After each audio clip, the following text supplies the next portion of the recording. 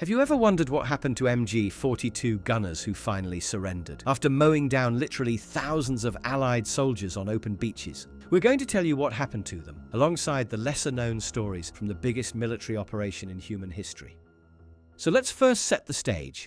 Once the MG42 first appeared in 1942, it quickly became the go-to machine gun for German troops. It followed them all the way from North Africa to the Eastern Front and into almost every defensive position they held.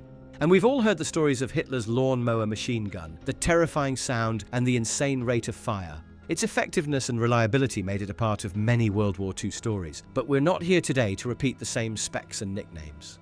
We're going to look at what it meant to be behind one of these guns, and what eventually awaited the men who pulled the trigger on D-Day.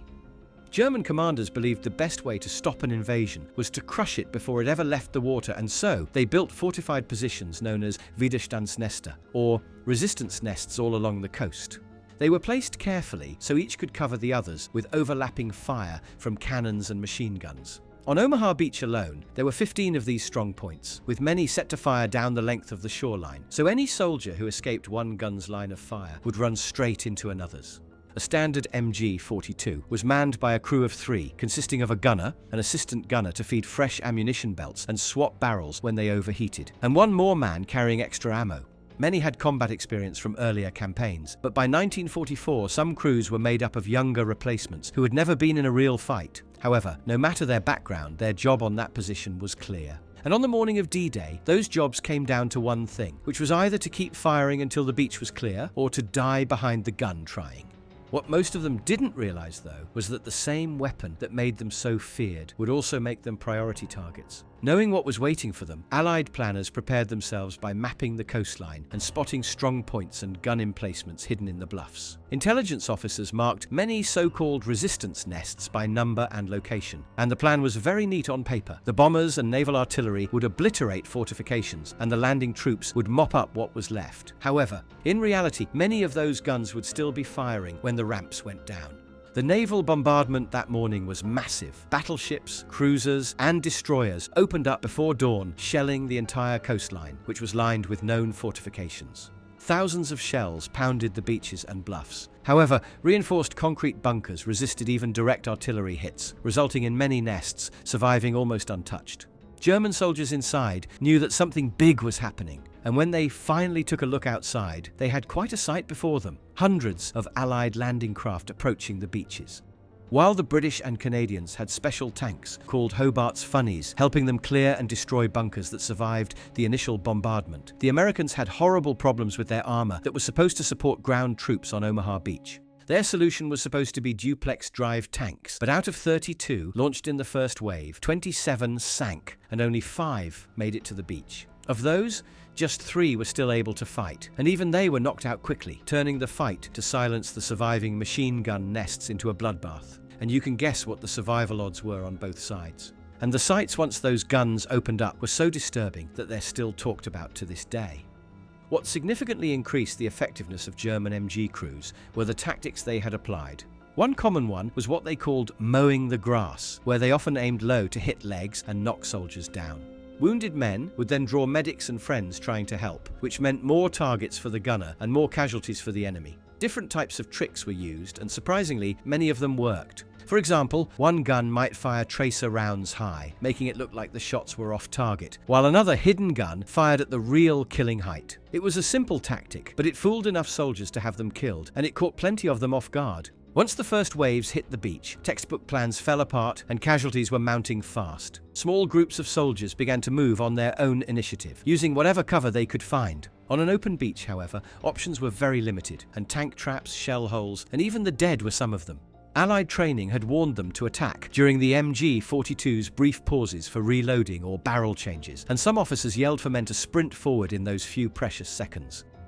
One sergeant gathered a small team and a bazooka to take on WN-61, a strong point pouring fire across the sand. They destroyed a 50mm anti-tank gun, supporting the machine guns first, and then pushed up to silence the MG42 gunners one by one. In close fighting around the bunkers, they killed 7 defenders and destroyed 2 gun positions, all while losing just 1 man and having 1 wounded in the process. That single action eased the pressure on that part of the beach and opened a path inland. However, all across Omaha, rangers, engineers, and infantrymen inched forward under fire for hours, desperately trying to reach the bunkers.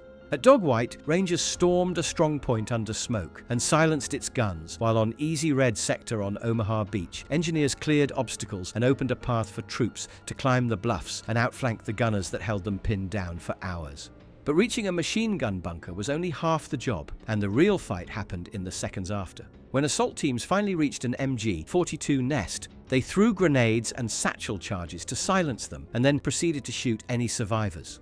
Once they got close enough, a couple of flamethrowers would burn the bunkers down and neutralize the nest. After finally breaking through and taking over the beach, some German gunners, wounded or out of ammunition, finally surrendered. But having caused so many casualties to the Allies, and with adrenaline pumping through the roof, not everybody's surrender was accepted. By early afternoon, the tide had turned. Pockets of US infantry and engineers had fought their way to the bluffs and knocked out or bypassed the remaining nests. An after-action report from Omaha said that the high ground was taken solely through the plain, undaunted heroism of the infantry and their engineers, after the pre-landing bombardment had failed. Once the MG42s were knocked out, the change was immediate. With the beach exits open, armor and reinforcements finally had a chance to move inland, and the German line lost the firepower it depended on most. The isolated, secured positions were connected together, and the invasion rolled forward. German MG42 crews fought on in Normandy's hedgerows, but never again in such concentrated positions, and never again with the chance to stop the Allied advance in a single day.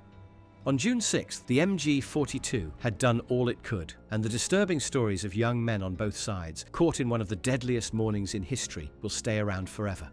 For the Allied infantry, facing an MG42 was absolute horror. Many of the soldiers in the first wave were fresh out of training and had never been under real fire. Long before they saw the beach, they could already hear the weapon's distinctive rattle, a tearing, continuous sound that some said reminded them of ripping canvas or a chainsaw cutting through wood.